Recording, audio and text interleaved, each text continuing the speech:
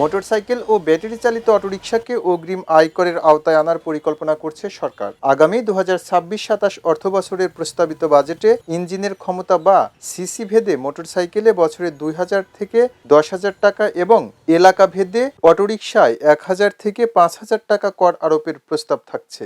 অর্থ মন্ত্রণালয় সূত্রে এসব তথ্য জানা গেছে।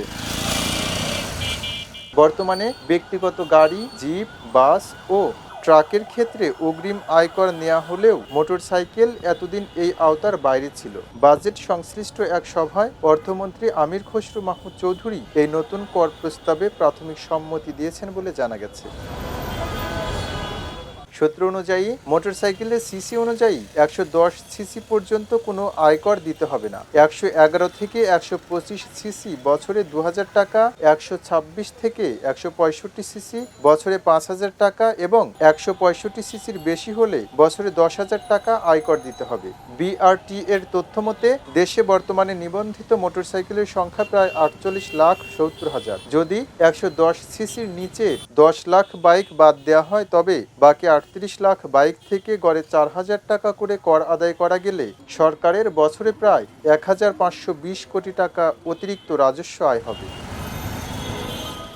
মোটরসাইকেলের পাশাপাশি ব্যাটারি চালিত অটোরিকশাকেও করের আওতায় আনার পরিকল্পনা করছে সরকার। সূত্র জানায়, সিটি কর্পোরেশন এলাকায় চলাচলকারী অটোরিকশার ক্ষেত্রে বছরে 5,000 টাকা, পৌরসভা এলাকায় 2,000 টাকা এবং ইউনিয়ন পর্যায়ে 1,000 টাকা কর নির্ধারণের প্রস্তাব রয়েছে।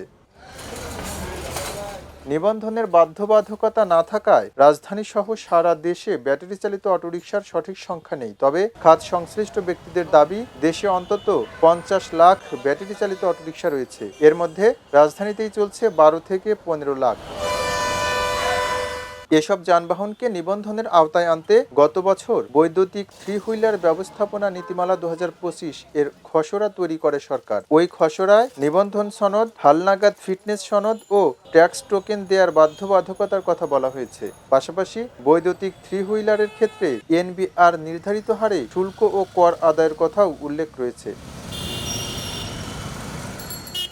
খবরের কাগজ, নিখাত, নির্ভীক, নিরপেক্ষ।